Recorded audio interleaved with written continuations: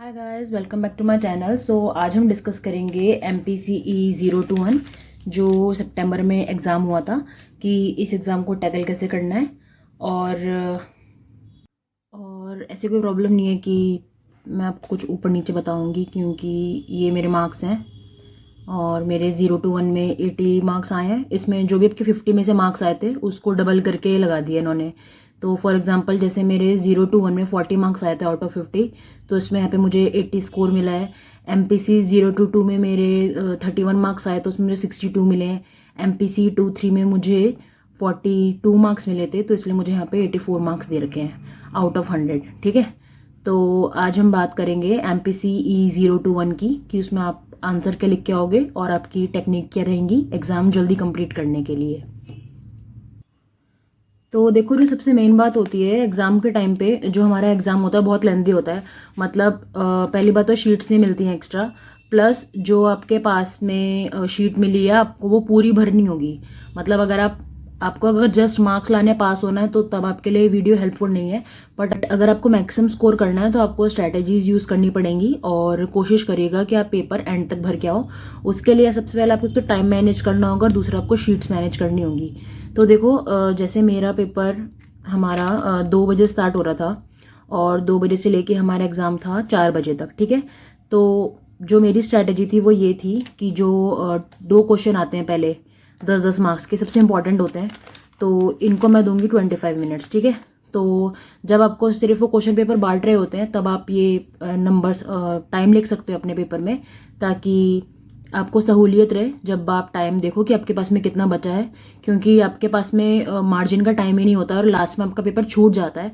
तो आपका पेपर छूटे ना, उसके लिए सबसे पहले आप यहाँ पे लिख लो। मान लो तुम्हारे ये 2 बजे तुमने पेपर स्टार्ट करा, ठीक है, उसके बाद 2:25 तक आपको इसमें आपको टाइम देना है 10 मार्क्स के क्वेश्चन में। ठीक है, उसके बाद हेडो उसके बाद जैसे मैंने थर्ड क्वेश्चन पहले ही मैंने चूज़ कर लिए थे मुझे कौन से क्वेश्चंस करने हैं। ठीक है, तो थर्ड क्वेश्चन पे 14:25 यानी कि 2:25 से लेके 2:50 तक मैं थर्ड क्वेश्चन करूंगी। मतलब जो मेरा सेकंड क्वेश्चन होगा 10 मार्क्स वाला। और उसके बाद यहाँ पे आते हैं क्वेश्चंस।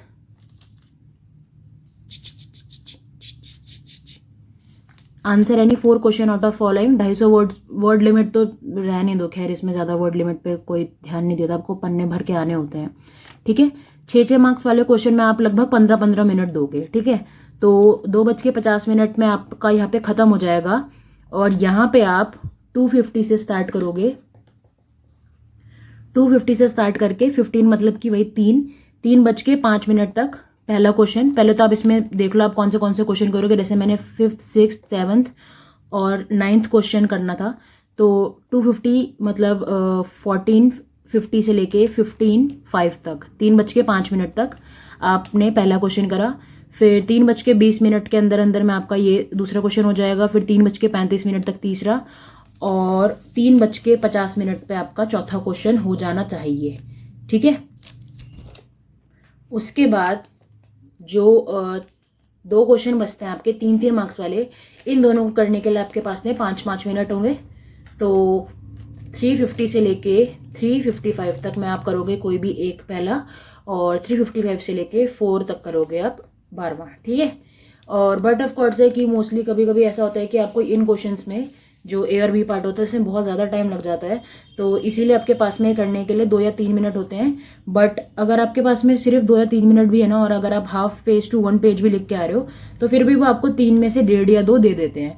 लेकिन अगर आप ये करके आ जाते हो कि आप पहले ये अटैम्प्ट कर लेते हो 2-2 3-3 पेजेस कर, यहाँ पे आप 2-3 पेज, इधर भी सिर्फ 2-3 पेज दे रहे हो, तो उसमें काम खराब हो जाता है। ठीक है, तो इसलिए कोशिश यही करो कि स्टार्टिंग से ही मैनेज करके चलो और मेक श्योर कि आप जो 10-10 मार्क्स वाले क्वेश्चन है वो आप ज़्यादा, मतलब आपके जो 10 मार्क्स वाला क्वेश्चन है उसको आपने दिया है 25 और 25। जो आपके 6 मार्क्स वाले क्वेश्चन है इनको हर एक को आपने दिया है 15-15, और जो आपका 3 मार्क्स वाला क्वेश्चन है इसको आपने दिया है 5-5 मिनट्स। ठीक है, तो ये ओवरऑल आपका 120 मिनट बनेगा और ऐसा आपका पूरा पेपर सॉल्व हो जाएगा। तो इसमें पहला क्वेश्चन था कि explain the process of therapy in person centred counselling and highlighting the core conditions required for it.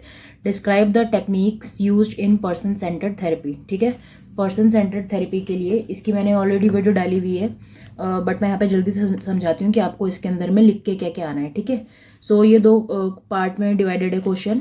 तो सबसे पहले पर्सन सेंटर्ड थेरेपी जो है वो कार्ल रॉजर ने दी थी, person centred approach Karl Rogers ने दी थी। ठीक है, तो सबसे पहले आप इसके बारे में लिख के आओगे और आप पहले काउंसलिंग भी डिफाइन करोगे, क्योंकि यहाँ पे पर्सन सेंटर्ड काउंसलिंग के बारे में बात कर रखी है। तो आप मतलब 5-6 लाइन में काउंसलिंग डिफाइन कर सकते हो कि काउंसलिंग क्या क्या होता है और काउंसलिंग में हम कैसे काम करते हैं, मतलब 5-6 लाइनों में आप उसको डिफाइन करके आ सकते हो। उसके बाद में फिर आप जा सकते हो कि जो पर्सन सेंटर्ड अप्रोच थी वो कार्ल रॉजर्स ने दी थी, और उसके बाद में आप बताओगे कि इस थेरेपी में होता क्या क्या है, कि मतलब इस जो अप्रोच है इसका व्यू पॉइंट क्या है, कि ये लोगों को rational as a rational being जो फॉरवर्ड मूव करते हैं, रियलिस्टिक हैं और नेगेटिव और एंटी सोशल इमोशंस इधर दुनिया में रहने की वजह से भर गए हैं, but essentially they are good and positive forward moving human beings. इसके बारे में बता सकते हो। ठीक है, और उसके बाद उन्होंने बात करी है कि जो 6 कोर कंडीशंस हैं वो क्या क्या होती हैं। तो रॉजर्स ने 6 कोर कंडीशंस मेंशन करी हैं पर्सनालिटी चेंज के लिए। एक्चुअली 6 कोर कंडीशंस कुछ भी नहीं है, ये बस ये है कि जो स्टार्टिंग में जो क्लाइंट आता है ना, वहाँ से लेके उसके साथ में रैपो कैसे बनाओ, ये उसके बारे में है। ठीक है, तो जैसे इसमें फर्स्ट हो जाएगा कि जो 2 पर्सन है, मतलब कि जो काउंसलर है और जो क्लाइंट है वो एक साइकोलॉजिकल कांटेक्ट में आते हैं। ठीक है, उसके बाद जो क्लाइंट आता है तो वो इनकॉन्ग्रुएंस की स्टेट में होता है। इनकॉन्ग्रुएंस मतलब कि वो आप पे तब भरोसा नहीं करता है। ठीक है, और जो काउंसलर है वो कॉन्ग्रुएंट होता है रिलेशनशिप में, और मतलब वो फिर जो क्लाइंट है उसको कॉन्ग्रुएंसी फील करवाता है कि हमारा जो रिलेशनशिप होगा वो ऑथेंटिक और जेन्युइन और ट्रांसपेरेंट होगा। जो काउंसलर है वो हेल्प करता है क्लाइंट के लिए अनकंडीशनल पॉजिटिव रिगार्ड उसको फील कराने में, और जो काउंसलर है फिर लास्ट में वो एक्सपीरियंस करता है understanding of clients frame of reference. ठीक है, तो लास्ट में फिर वही हो जाता है कि कम्युनिकेशन होता है एम्पैथेटिक और पॉजिटिव रिगार्ड्स का, ये अचीव हो जाता है। जो 3 बेसिक आपको पॉइंट्स याद रखने ना, प्राइमरी टेक्निक्स भी हैं जो इसकी कार्ल रॉजर की, मतलब 3 ये तुम कीवर्ड्स हर जगह लिख के आ जाना। पहला है अनकंडीशनल पॉजिटिव रिगार्ड, दूसरा है एम्पैथेटिक अंडरस्टैंडिंग, और तीसरा है कॉन्ग्रुएंस। ये तीनों मेन पॉइंट हैं जो कार्ल रॉजर्स ने बताए थे, और ये तुम कहीं भी चेप के आ सकते हो, मतलब कहीं पे भी बात हो रही हो कि आपको क्लाइंट के साथ में कैसा रहना होता है तो तीनों पॉइंट चल जाएंगे। ठीक है, अनकंडीशनल पॉजिटिव रिगार्ड का मतलब होता है कि उसको एक्सेप्ट करो फुली, जो क्लाइंट है उसको हेल्प करो कि वो एक्सप्लोर कर पाए, और फ्री होता है वो बेसिकली। ठीक है, सेकंड होता है एम्पैथेटिक अंडरस्टैंडिंग, मतलब कि आपको उसके प्रति सहानुभूति होनी चाहिए और आप उसको जो उसकी फीलिंग्स है उसको अपने तरीके मतलब खुद से फील करके समझो और उसी हिसाब से आंसर करो।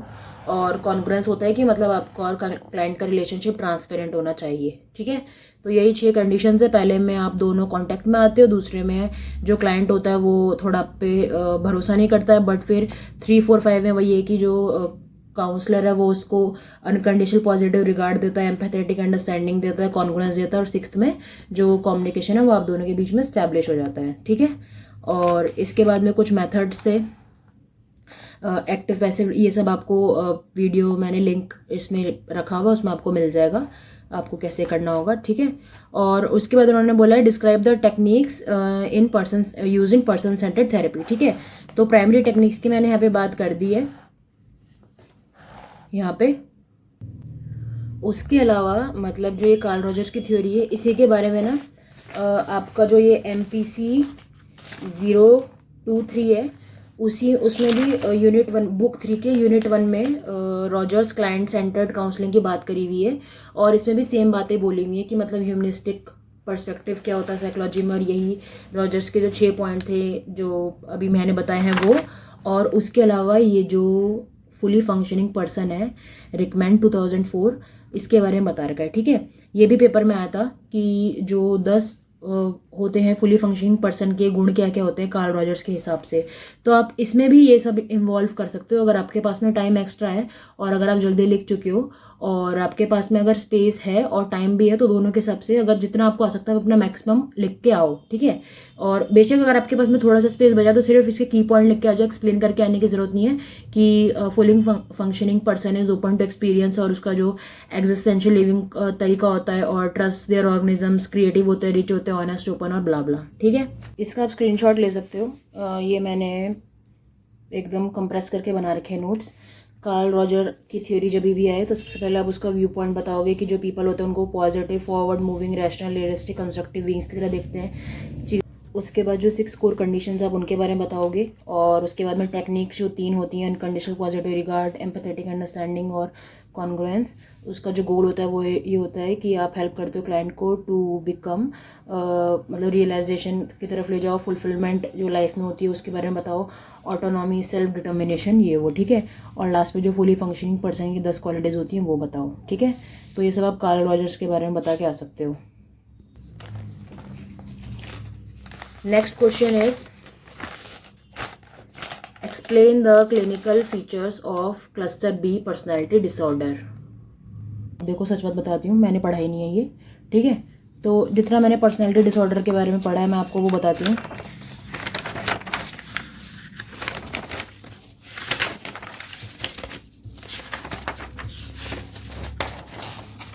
पर्सनैलिटी डिसऑर्डर के बारे में मैंने सिर्फ इतना ही पढ़ा है।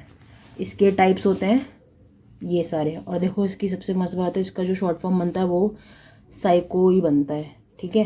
पी से हो गया पैरानॉइड, एस से हो गया स्कीजॉइड, ए से हो गया एस्थेनिक, ई से हो गया एक्सप्लोसिव, सी से हो गया स्लाइकोथाइमिक, एच से हो गया हिस्टेरिकल और ओ से हो गया ऑब्सेसिव कंपल्सिव डिसऑर्डर, ठीक है।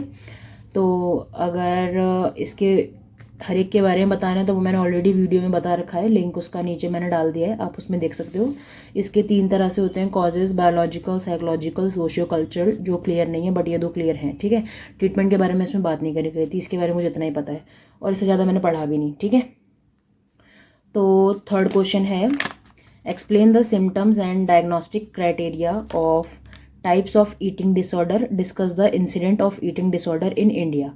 अब देखो सबसे मस्त बात है कि मुझे इसमें ये नहीं पता था इंसिडेंस, बट स्टिल मैंने पता नहीं ये क्वेश्चन क्यों करा। और फिर वही है कि आपको वाइजली चूज़ करना होता है, क्योंकि आप अगर आधा क्वेश्चन कर चुके हो और उसके बाद आप आगे बढ़ने के लिए कोशिश करते हो बट आप नहीं कर पा रहे हो तो आप पीछे भी नहीं जा सकते हो, तो आपको वहीं कंटिन्यू करना पड़ता है। तो मैंने ऐसी थोड़ी सी कहानी लिखी थी क्योंकि मैंने थोड़ा सा पढ़ा था कि कोई एक फीमेल थी और कुछ हुआ था जिससे उसको बहुत बुरी हालत हो गई थी, ऐसा कुछ था, ठीक है।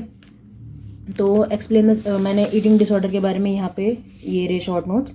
ईटिंग डिसऑर्डर 3 तरह का होता है, एनोरेक्सिया नर्वोसा, बुलिमिया नर्वोसा और बिंज ईटिंग।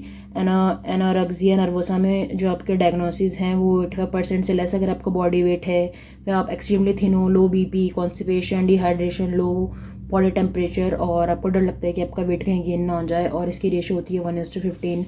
बुलिमिया नर्वोसा में आप बिंज ईटिंग प्लस पर्जिंग करते हो। इसमें आप बहुत पतले होते हो, इसमें आप मोटे होने से बचने के लिए पर्जिंग करते हो, और इसमें आप मोटे हो रहे होते हो और आप पर्जिंग भी नहीं करते हो, ठीक है।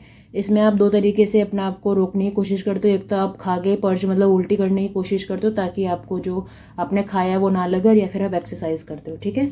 इसके कॉजेज होते हैं बायोलॉजिकल, कल्चरल, फैमिली, ये भी मैंने सारा एक्सप्लेन करा हुआ है। ट्रीटमेंट होता है बिहेवियरल, सीबीटी, इंडिविजुअल। ये सारी थ्योरीज़ हैं, उन थ्योरीज़ की मदद से आप और चीज़ें भी एक्सप्लेन कर सकते हो। मतलब बिहेवियरल में आपका आ जाएगा कि आप उनका बिहेवियर मॉनिटर करने की कोशिश करो कि उनका किस वजह से जब उनका वो हाई होते हैं या लो होते हैं तो उनको खाने का या बिल्कुल खाने का मन नहीं करता, ठीक है। तो इस तरीके से आप देख सकते हो।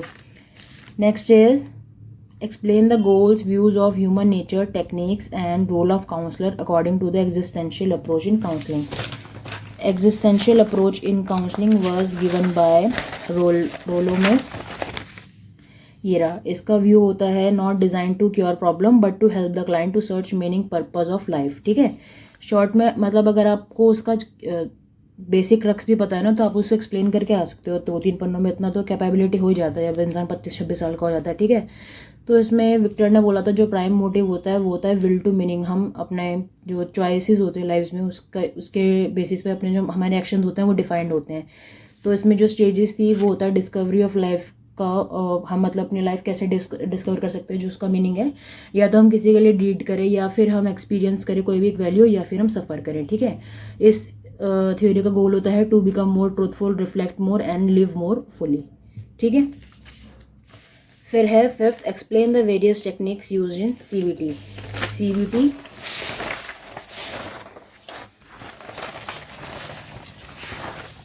ये रहा। सीबीटी ना बहुत बड़ा है बट बहुत सेक्सी है, क्योंकि अगर आपको एक बार समझ आ गया तो भाई साहब तुम्हारे मजे हैं। ठीक है, सीबीटी दिया था एरॉन बैक ने, और इसमें एक्चुअली बहुत कुछ हुआ है। बिहेवियर पे बात करिए बेसिकली, और साइको एनालिसिस अप्रोच भी इसी से रिलेटेड है थोड़ी सी। तो देखो, CBT is given by Aaron back. इसमें जो बिहेवियर है, बिहेवियर के बारे में बात करिए। उसमें फ्रूड ने बात करी थी कि ऑपरेंट कंडीशनिंग और साइको एनालिटिकल थ्योरी दी थी। ठीक है, और फ्रूड ने इसमें ईड, ईगो और सुपर ईगो की बात करी थी। ठीक है, और उसके बाद इसमें एबीसी मॉडल आया था जो कि है आपका एंटीसीडेंट, मतलब कि जो आपका बिहेवियर वो स्टार्ट क्या हुआ था, फिर बी से क्लाइंट का बिहेवियर, और सी से उस बिहेवियर का कॉन्सिक्वेंस क्या था। इसका एम होता है to focus on the causes which develop the irrational beliefs. ठीक है, अब सीबीटी की 10 टेक्निक्स क्या क्या हैं, एवर्सिव, सॉरी 10 नहीं, मतलब जितनी भी करनी है। ये मैंने MPC 2.1 और MPC 2.3 जहाँ जहाँ मुझे इसके बारे में मिला था मैंने सबकी एक साथ लिखी हुई है। एवर्सिव, टोकन इकोनॉमी, एक्सटेंशन, ये सारी की सारी टेक्निक्स बेसिकली ये करती हैं कि जो भी आपको डिजायर्ड बिहेवियर होता है उसको या तो वो हटाते हैं, सॉरी लाते हैं, और जो अनडिजायर्ड बिहेवियर होता है उसको हटाने की कोशिश करते हैं। ठीक है, एक्सटेंशन में आपका जो बिहेवियर है उसको खत्म कर देते हैं। सिस्टमैटिक डिसेंसिटाइजेशन में उसको धीरे धीरे लेके आते हैं। Validity testing, reality testing, writing a journal, guided discovery, ये सब आप देख लेना, लिंक मैंने डाला हुआ है उसमें, आपको डिस्क्रिप्ट मतलब आपको ढंग से अगर पढ़ना है तो उसमें मिल जाएगा। ठीक है, इसी में जो साइको एनालिसिस अप्रोच है ये फ्रूड ने दी थी। इसका बेसिक हमारा मतलब था कि जो ड्रीम टेक्निक्स है उसके बारे में कोशिश करी थी इन्होंने, और वो ये कहते थे कि जो हमारे अनकॉन्शियस माइंड है जिसमें हमारे चाइल्डहुड के एक्सपीरियंसेस हैं उसकी वजह से हमको प्रॉब्लम्स होती हैं। ठीक है, तो इसके जो गोल होते हैं वो होते हैं, प्राइमरी गोल होता है टू अचीव इंसाइट, मतलब जो आपके दिमाग में चल रहा है उसके बारे में जानना। सेकेंडरी होता है डेवलपमेंटल स्टेज तक आपको काम करना, मतलब कि आपको मतलब इन प्रोग्रेस जो भी आप कर रहे हो। और फाइनल होता है cope up with the demands of society, कि जो आपका प्रॉब्लम थी अब वो सही करके आप जो प्रेजेंट में हो रहा है उसके साथ में तालमेल बिठा पाओ। ठीक है, तो इसके टेक्निक्स हैं free association, interpretation, dream analysis, analysis of transference, analysis of resistance. ठीक है, ये सारी भी मैंने एक्सप्लेन करी हुई, आप उसमें देख लेना। बेसिकली मैंने यहाँ पे सारे ऐसे इसलिए लिखा हुआ है क्योंकि पेपर के टाइम पे आपको ये पॉइंट्स ही याद नहीं आ रहे होते हैं, और इन पॉइंट्स की वजह से ही हमारे को मतलब बेशक वो आता भी हो बट हम भूल जाते हैं, क्योंकि आपको एक कीवर्ड देना होता है एक तरह से। ठीक है, तो जैसे अब ये है, मैंने उसको फिदा से याद रखा हुआ था।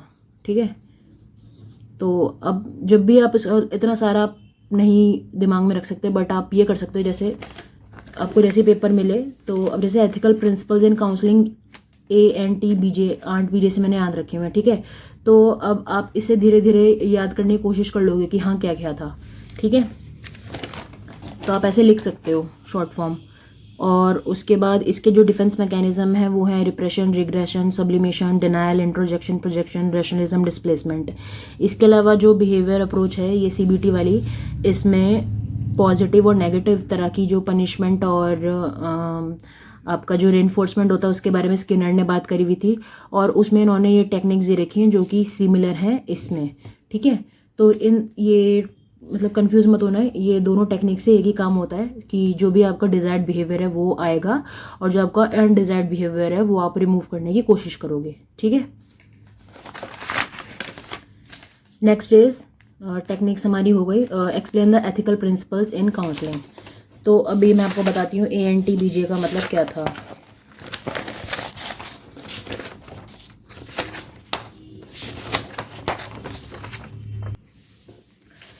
ANTBJ stands for autonomy, non maleficence, trust, beneficence और जस्टिस। ठीक है, ये 5 प्रिंसिपल्स है और ये आपको अच्छे से याद करके जाने हैं।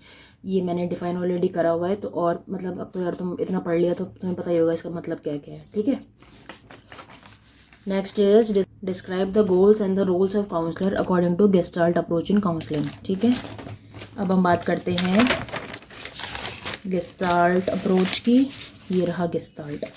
गेस्टाल्ट का बेसिक मतलब होता है व्यू एज अ होल, जो आपके फीलिंग, थॉट, बिहेवियर है, सेल्फ एक्चुअलाइजेशन की तरफ ये जाएंगे सारे। मतलब कि अगर आप फील करोगे अच्छा तो आप सोचोगे अच्छा और आपका बिहेवियर अच्छा होगा। अगर आप फील गंदा करोगे तो आपके बिहेवियर नेगेटिव होंगे, आपका थॉट नेगेटिव होगा।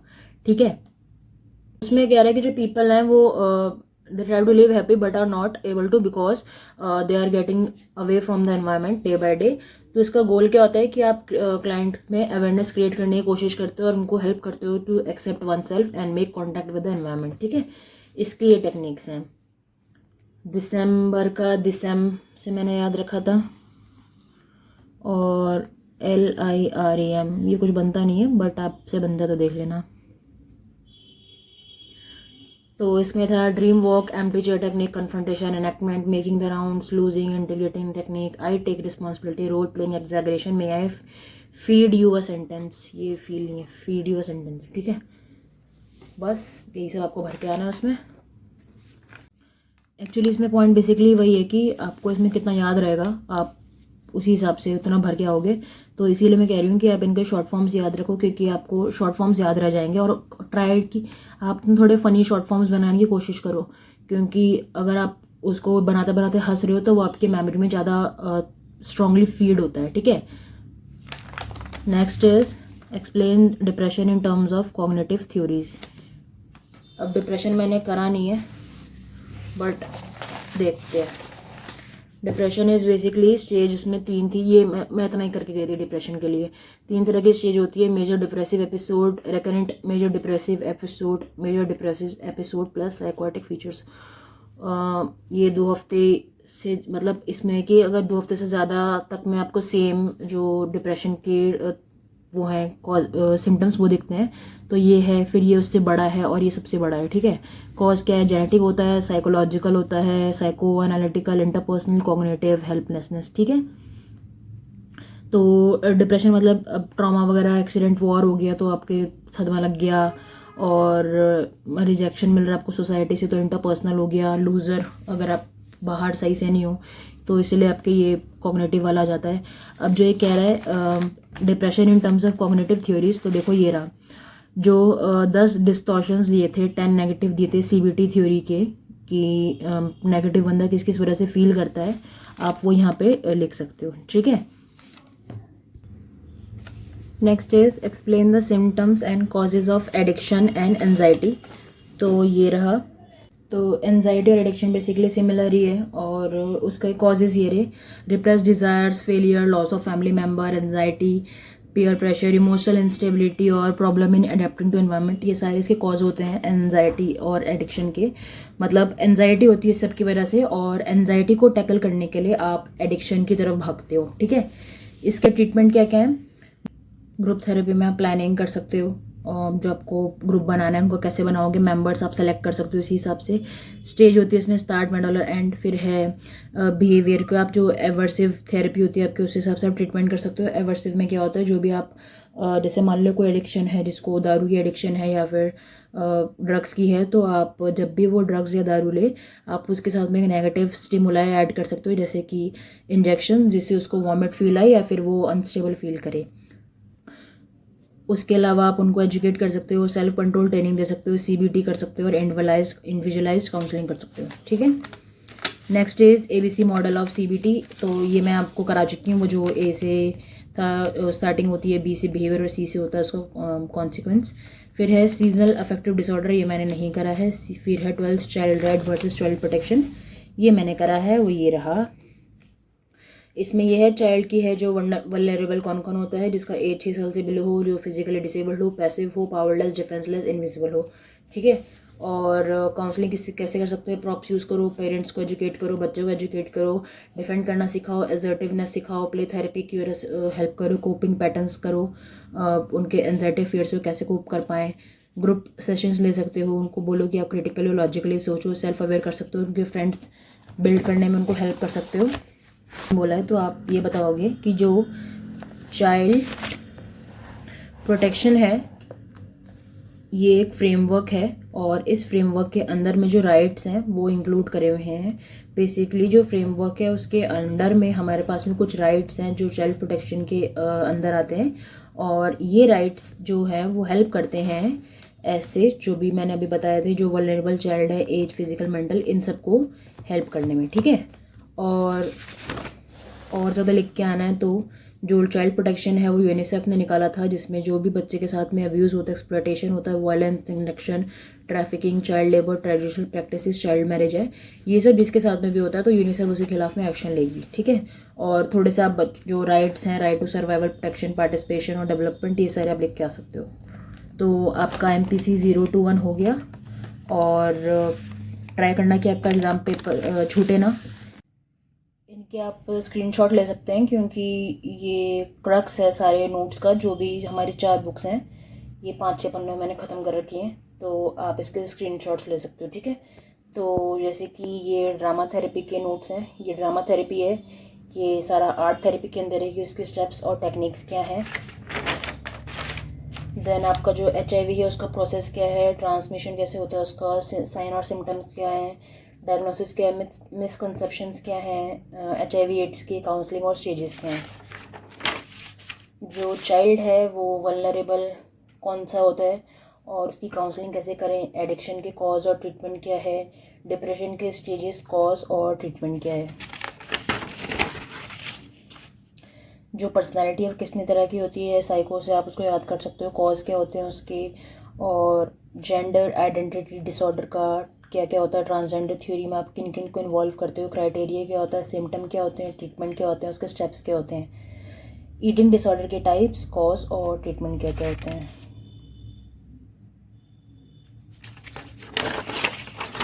CBT थ्योरी क्या है, बिहेवियर के बारे में क्या क्या बताया है एरोनबेक ने, ABC मॉडल क्या है, उसकी टेक्निक्स क्या है, साइको एनालिसिस अप्रोच क्या है, गोल है उसका, क्या क्या होता है, टेक्निक्स क्या होती हैं, डिफेंस मैकेनिज्म क्या है, और इसी में जो पॉजिटिव और नेगेटिव बिहेवियर जो स्किनर ने बताया था उसके बारे में क्या है, और उसकी टेक्निक्स क्या क्या हैं। एल्फ्रेड एडलर की जो एल्डरिन अप्रोच है वो क्या है, उसका व्यू क्या है, उसमें जो 5 सिबलिंग बर्थ ऑर्डर उन्होंने बता रखे हैं वो क्या कहते हैं, रोल क्या है, गोल क्या है, टेक्निक्स क्या हैं। ठीक है, और कार्ल रॉजर्स की जो पर्सन सेंटर्ड अप्रोच है उसका व्यू पॉइंट क्या है, 6 कोर कंडीशंस क्या है, टेक्निक्स क्या है, उसके गोल क्या हैं, फुली फंक्शनिंग पर्सन के जो 10 दे रखे हैं जो मैंने आपको बता दिए वो क्या क्या हैं। ठीक है, और रोल में की एग्जिस्टेंशियल अप्रोच क्या कहती है, सॉरी वो कहती है कि जिसका व्यू है, ये मैं एक्सप्लेन कर दिया आपको, इसमें मैंने व्यू बता रखा है, स्टेजेस बता रखे हैं, गोल्स बता रखे हैं। एंड गस्टाल्ट अप्रोच का व्यू क्या है, गोल क्या है, टेक्निक्स क्या है, और रैशनल इमोटिव थेरेपी है आपकी जो एल्बर्ट एलिस ने दी थी उसका व्यू है, और ये रहे गोल्स और टेक्निक्स। इसमें जो गोल्स हैं वो ABCDEFC डिफाइंड हैं, टेक्निक्स आपकी होगी कॉग्निटिव, इमोटिव, बिहेवियरल, तीनों तरीके में दो दो हैं। और ये जो एरिक बर्न्स ने दी थी ट्रांजैक्शन एनालिसिस, ये मैंने नहीं करी तो सॉरी। रियलिटी थेरेपी क्या है, विलियम ग्लासर ने दी थी, ये छोटी सी है, to love and to feel worth. Ethical principles क्या होते हैं 5, वो भी ये रहे, आंट पीछे। और प्रोसेस क्या है, ये काउंसलिंग का है बेसिक, कि आप रिलेशनशिप पहले डेवलप करो, ट्रस्ट, और ये जो कॉन्ग्रेंस वगैरह था ना सब, एथिकल अंडरस्टैंडिंग वगैरह वो सब दे रखा है। ठीक है, अनकंडीशनल पॉजिटिव रिगार्ड्स, फिर working in relationship, empathetic, self disclosure, फिर टर्मिनेशन कैसे कैसे करना चाहिए, और फैक्टर्स इन्फ्लुएंसिंग जो हमारा क्लाइंट और काउंसलर का रिलेशनशिप होता है। स्क्वायरली फेस करना चाहिए, ओपन पोस्चर होना चाहिए, लीन करना चाहिए, आपको थोड़ा सा आई कॉन्टैक्ट प्रॉपर रखना चाहिए, और आपको रिलैक्स करना चाहिए। तो बस ये सारे आपके फर्रे हैं एक तरह से। And all the best for exam, bye.